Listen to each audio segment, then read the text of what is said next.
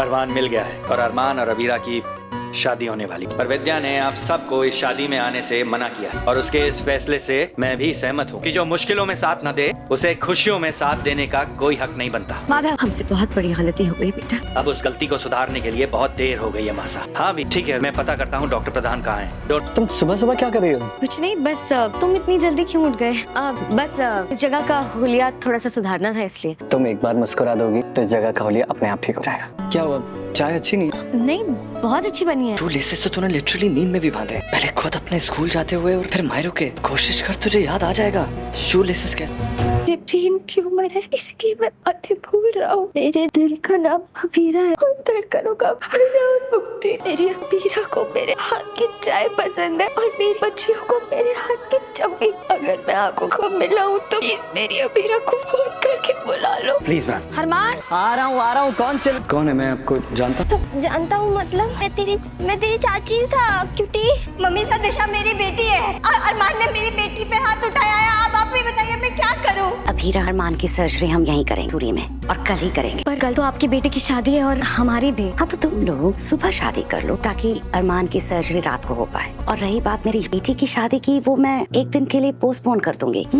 अरमान के ट्यूमर से related complication तेजी से बढ़ रहा है और ज्यादा इंतजार नहीं कर सकते। जी डॉक्टर, पर हम आपको आपकी बेटी की शादी को। दोस्तों, आज ये रिश्ता के एपिसोड में काफ़ी प्यार, दर्द और इमोशंस देखने को मिले, जहां हर किसी की आंखें नम हो गई। एपिसोड की शुरुआत एक बेहद खूबसूरत और दिल छू लेने वाले पल से होती है। अरमान अबीरा की आंखों में देखते हुए पूछता है कि क्या वो उसके साथ हमेशा रहेगी। ये सवाल सुनकर अबीरा हल्की सी मुस्कान देती है और बिना किसी झिझक के उसका प्रपोजल एक्सेप्ट कर लेती है। वो कहती है कि उसके पास इससे बेहतर कोई रास्ता ही नहीं है, क्योंकि उसकी पूरी दुनिया अब अरमान ही है।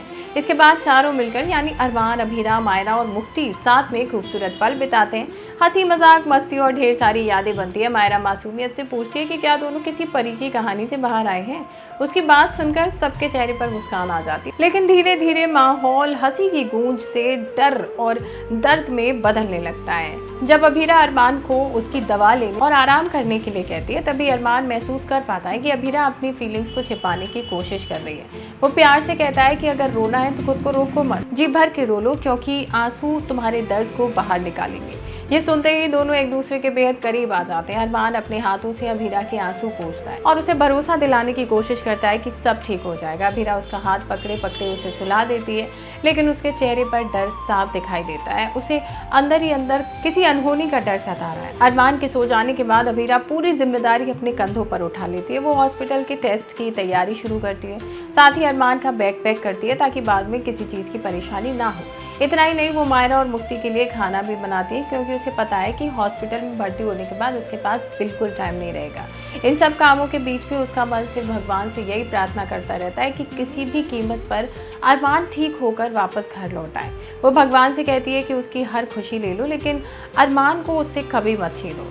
दूसरी तरफ अरमान अकेले बैठकर फैमिली फोटोज देखता है। तस्वीरों में अबीरा, मायरा और मुक्ति के साथ बिताए गए हर पल को याद करके उसकी आंखें भर आती है। वहीं अबीरा भगवान के सामने खड़ी होकर बताती है कि पिछले 25 दिनों से उसने ठीक से नींद तक नहीं ली है, क्योंकि उसे डर है कि कहीं उसकी आंख लग गई तो अरमान को कुछ ना हो जाए। उसकी ये प्रार्थना किसी भी इंसान का दिल पिघला सकती है। वो भगवान से सौदा तक करने को तैयार हो जाती है और कहती है कि उससे सब कुछ ले लो, लेकिन अरमान की जिंदगी बचा लो।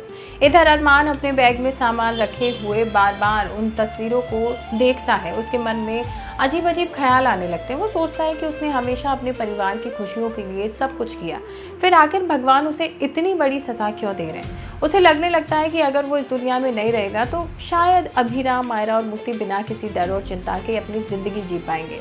मगर अगले ही पल वो फैसला करता है कि चाहे कितना भी दर्द सहना पड़े, वो अपनी फैमिली की किस्मत में सिर्फ खुशियाँ लिख कर जाएगा। उधर अबीरा अरमान को ढूंढती हुई परेशान हो जाती है। इसी बीच विद्या उसके पास आती है और अपनी हर गलती के लिए माफ़ी मांगती है। वो एक्सेप्ट करती है कि उसने अबीरा के प्यार पर शक करते हुए बहुत बड़ी भूल की। वहीं माधव भी अपना सर झुकाकर माफ़ी मांगता है और अबीरा दोनों को माफ़ कर देती है।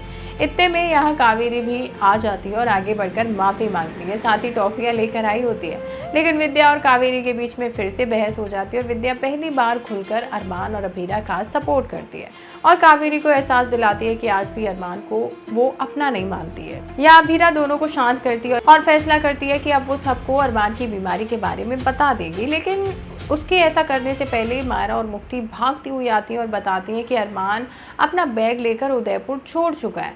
और ये सुनते ही सबके पैरों तले ज़मीन खिसक जाती है। अब सोचने वाली बात यह है कि अरमान गया कहाँ?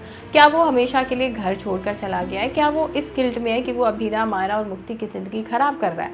अगर ऐसा है तो अरमान कहाँ गया होगा और क्या अभीरा उसे ढूंढ पाएगी? आपको क्या लगता है? कमेंट करके ज़रूर बताएं। वीडियो पसंद आई हो तो लाइक शेयर करें और चैनल के साथ बने रहें।